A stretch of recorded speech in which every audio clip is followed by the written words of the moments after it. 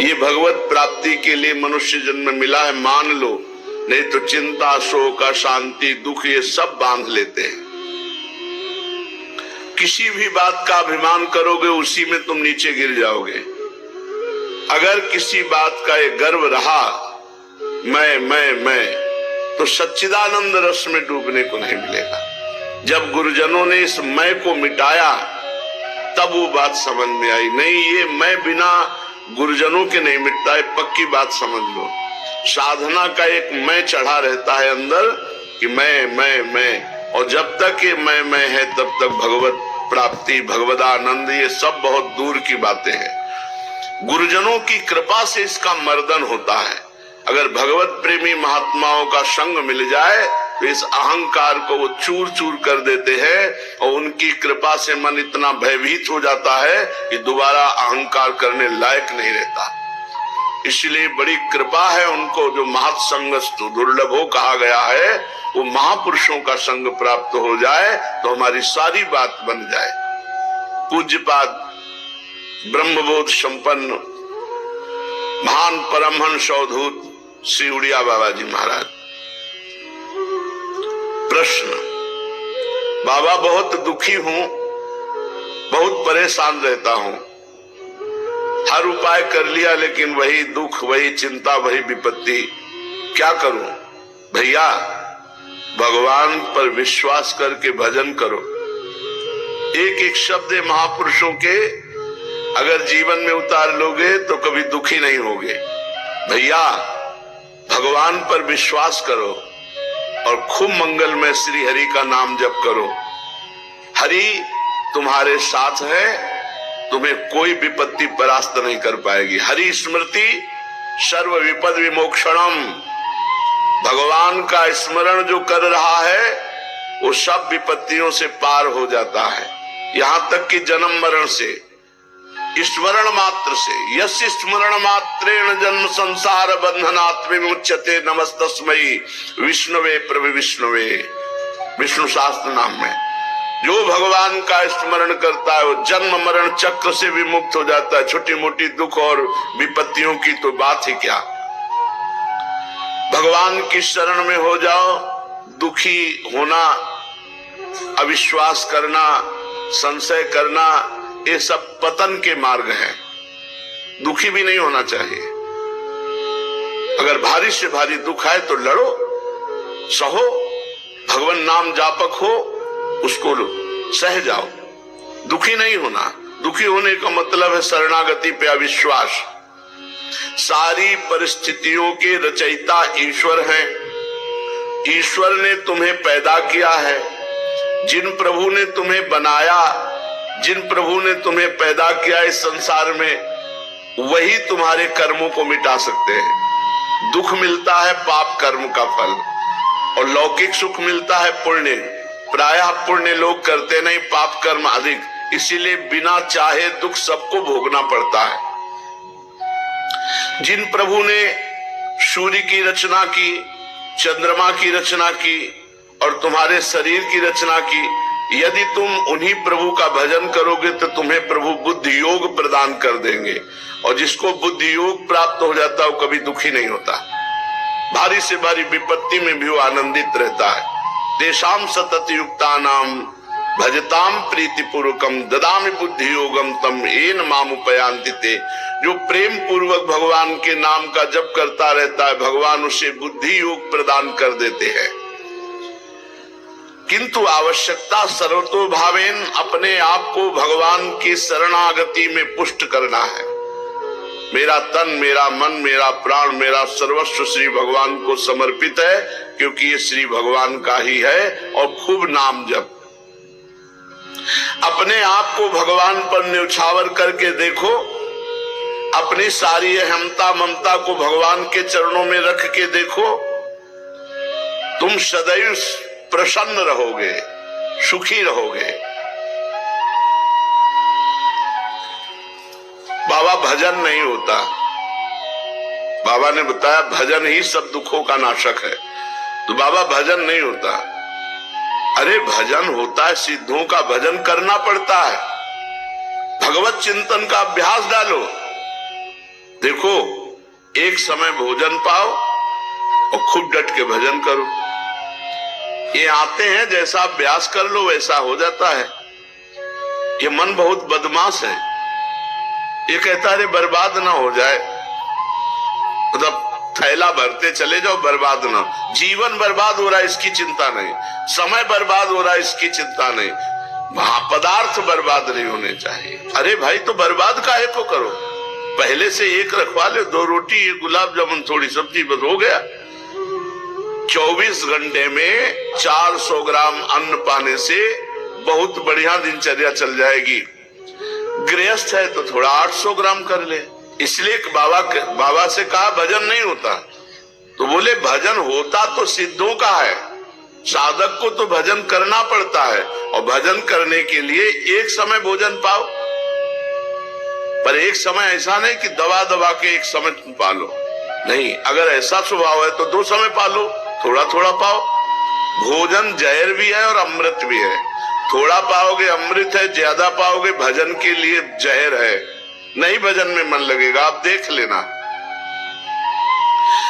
और अपनी सेवा किसी से करवाओ मत। भजन पूरा होने के लिए नियम बता रहे हैं, भजन का अभ्यास करो, भोजन एक समय या 2 समय थोड़ा पाओ। भगवत मार्ग में चलने वाले को उचित आहार से नहीं जीवन चलता, भजन से जीवन चलता। भगवत मार्ग का आहार भजन है, रात दिन भजन। और दूसरी बात, अपनी सेवा जब तक शरीर स्वस्थ हो बिल्कुल मत कराओ किसी से। जैसे रसोई में भोजन बनाते हैं साधक, और आप बैठ के भोजन पा लेते हैं, अब आपको ऐसी सेवा करनी चाहिए जिससे रसोई में भोजन बनाने वालों की सेवा बन जाए। आप शौचालय साफ कर दीजिए, आप उनके सामने फ्लोर साफ कर दीजिए, अपनी सेवा में। बहुत सावधानी का ये मार्ग है, किसी का कुछ भी प्रतिग्रह ना लो। आपका तो कोई जिम्मेवारी नहीं, अब इस समय तो श्री जी सब आपका कर रहे हैं, आप किसी की सेवा स्वीकार न करें, वैसे भी किसी से सेवा स्वीकार न करें, अपने शरीर की स्वयं सेवा करें। विरक्त को केवल मांगने का अधिकार रोटी है बस। ये जो रुपया मांगते हैं विरक्त नहीं, पाखंड है, मांगना नहीं है। महलों में रखो चाहे झोपड़ी में बास दो, हरि के ऊपर की बात है। कभी घी घना, कभी मुट्ठी भर चना, कभी वो भी ना बना, कभी दिगंबर, कभी बागंबर, कभी दुशाला ओढ़े, कभी राख में, कभी फुटपाथ में, कभी महलों में। ये साधु का जीवन रहा है। भगवान दत्तात्रेय जी से पूछा कि आप कर्म तो करते नहीं हैं, और कर्म के बिना अर्थ नहीं मिलता, अर्थ के बिना विषय भोग नहीं, विषय भोग के बिना शरीर पुष्ट नहीं। आपका बहुत बलवान शरीर दिखाई दे रहा है, इसका मतलब आप विषय सेवन करते हैं, अच्छे अच्छे पदार्थ पाते होंगे। पूछा तो उन्होंने कहा कि ये जो शरीर पुष्ट है ये प्रसन्नता से पुष्ट है, भगवत प्रसन्नता से। हर समय प्रसन्न रहना। देखो आप अभी खिल जाओगे, लेकिन चाहे जितना करोड़पति हो, वो चिंता में ही अरबों के रुपया में लगा हुआ है। 100 रुपया वाला 1000 रुपये का चिंतन, 1000 रुपये वाला 10,000 का, 10,000 वाला लाख का, करोड़ करोड़ अरब, बस चिंतन में सूखा जा रहा है। भगवत चिंतन नहीं, भोगों का चिंतन, रुपये का चिंतन, नाना प्रकार के विषय पदार्थों का चिंतन। इसलिए विरक्त को केवल मांगने का अधिकार है रोटी बस। भगवान आदि गुरु शंकराचार्य जी ने कहा, भिक्षान्नम औषधम क्षुध व्याधि चिकित्सताम।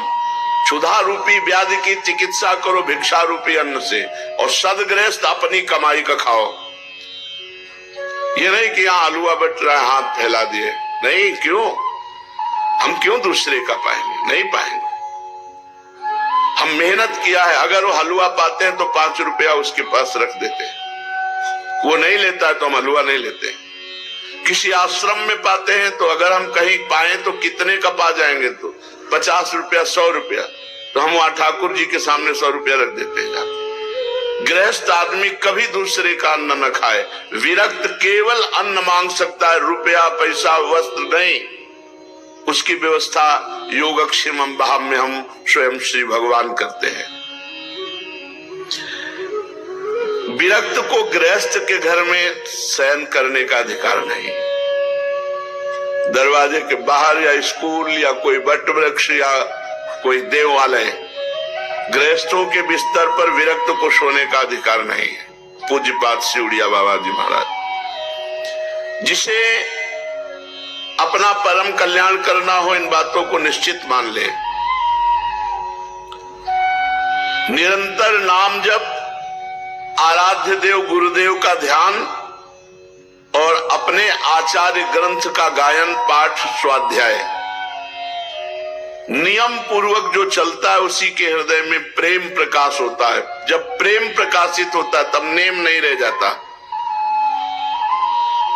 विचारवान पुरुष जब भगवत मार्ग में आगे बढ़ता है तो उसकी निंदा होने लगती है। ध्यान दीजिएगा, उसकी निंदा होती है।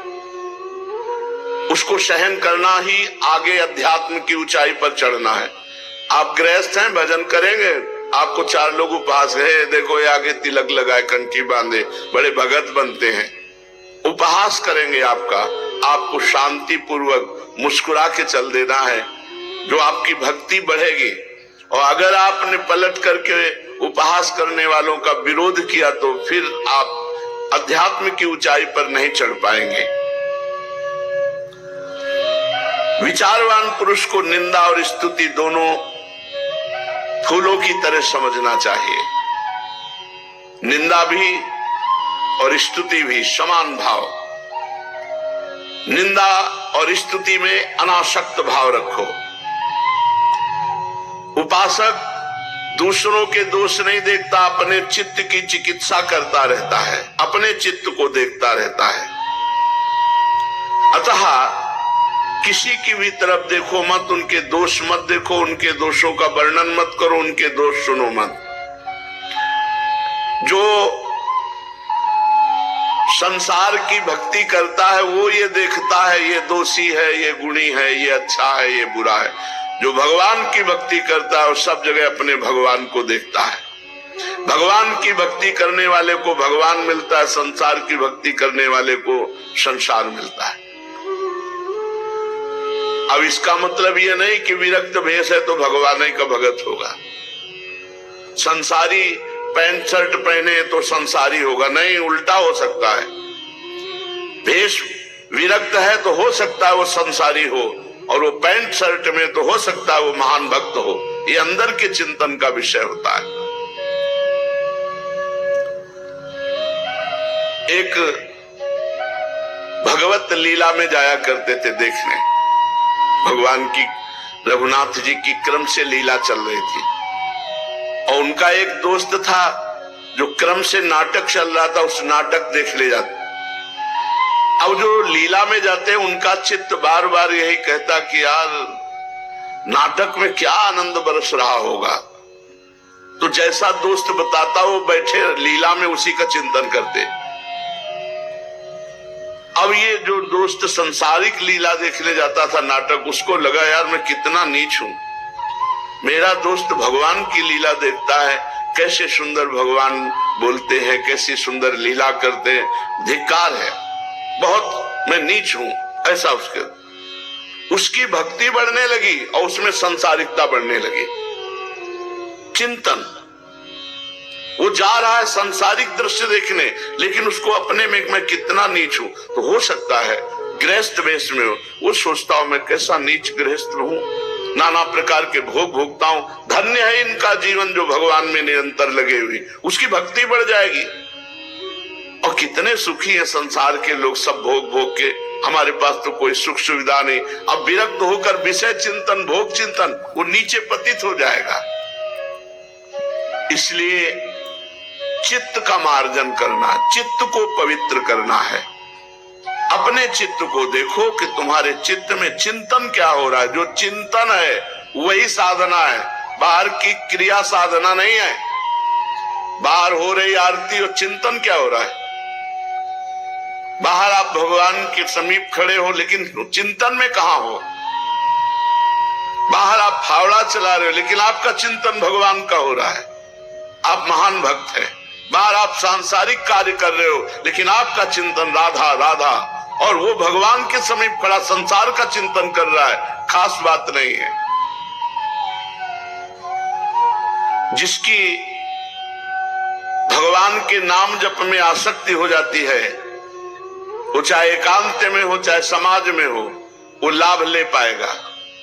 और जिसकी भगवान के चिंतन में आसक्ति नहीं, तो एकांत भी उसका बंधन कारक ही होगा, क्योंकि उसका मन एकांत पाकर शासन करने लगेगा। इसलिए जिनका मन अभी भगवदाकार नहीं हुआ, उनको रोज सत्संग सुनना चाहिए, साधु समागम में रहना चाहिए। नहीं तो मन बड़ा चंचल है, वो भोजन पाते समय, स्नान करते समय, बातचीत करते समय और शयन के समय ये विशेष चंचल हो जाता है। प्रारंभ में देखा कि जब स्नान करने लगे तो या तो कोई पाठ लगाओ, नहीं तो विस्मरण हो जाएगा सोच स्नान के समय। भोजन पा रहे हो तो कोई बड़ा पद लगाओ, जिससे भोजन पा रहे हो शुरू कर दो, प्रथम यथामति प्रणवंशी वृंदावन तिरम्य, अंदर ही अंदर, और पूरी एकाग्रता रखो। देखो आपका भोजन भी भजन हो जाएगा। और शयन के समय पूरी साधना करके जब मध्याह्न में विश्राम या सायं शयन, एकांत में रात्रि में शयन, उस समय मन बड़ा चंचल होता है। उस समय संभाल लो। कोई आजकल तो मोबाइल चल गए, पहले तो थे नहीं, तो मोबाइल आदि से गंदी बातें देखना या गंदा चिंतन करना या कोई गंदा पूर्व का पीछे का, ये आपको पतित कर देगा। बहुत सावधान। और बातचीत करते समय भजन छूटता है, लेकिन अभ्यास करो सामने नाम लिखने का। तो बातचीत हम कर रहे हैं, लेकिन वो एकाग्रता हमारी अंदर ही अंदर नाम में लगी हुई है। भगवान के नाम का जप और गुरु और संत सेवा, भगवंत सेवा, ये बहुत जल्दी अंतःकरण को पवित्र करते हैं। और प्रपंच की बातें करने वाला, अश्लील गंदी बातें करने वाला, ये बहुत जल्दी हृदय को अपवित्र कर देते हैं। ऐसे भजन से कोई लाभ नहीं मिलेगा जो अश्लील संभाषण स्वयं बोलता है, अश्लील बातें सुनता है, प्रपंची लोगों के बीच में बैठता है। सांसारिक लोगों के बीच में बैठने वाला कभी भजनानंदी नहीं हो सकता। हाँ, जो भजन में परिपक्व हो चुका है, सिद्ध हो चुका है, तो श्रीमद राधा सुधा निधि, वो चाहे बहिर्मुख पुरुषों के बीच में बैठे, वो चाहे विषयों को ग्रहण करे या त्यागे, वहां कोई फर्क नहीं पड़ता, क्योंकि भगवदाकार वृत्ति रहती है। कर्माणि श्रुति बोधितानि नितराम कुर्वन्तु कुर्वन्तु मा गूढ़ाश्चर्य रसास्त्रगादि विषयान् गृह्णन्तु मुञ्चन्तु वा कैर्वा भाव रहस्य पारगमति श्री राधिका प्रेयसा किंचित गैरनुयुज्यतां वैरो भ्राम्यत भिरान्यपि। जो बहिर्मुख पुरुष है उनके भी संग से उसको कोई फर्क नहीं पड़ता। जो रहीम उत्तम प्रकृति का कर सकत कुसंग, चंदन विष व्यापत नहीं लपटे रहत भुजंग। लेकिन ये सिद्ध पुरुष की स्थिति, साधक को बहुत बचना चाहिए। प्रपंची लोगों से, संसारिक लोगों से अगर संभाषण करोगे, उनके बीच में बैठोगे, तो मनोवृत्ति में भोगाकर्षण पैदा हो जाएगा। साधना का फल है देहाभिमान गलित हो जाना। जिसका देहाभिमान गलित हुआ वही साधना परिपक्व कर पाया। जब आराध्य देव के साथ संबंध दृढ़ हो जाता है तो सारे संबंध शिथिल हो जाते हैं। जननी जनक बंधु सुत दारा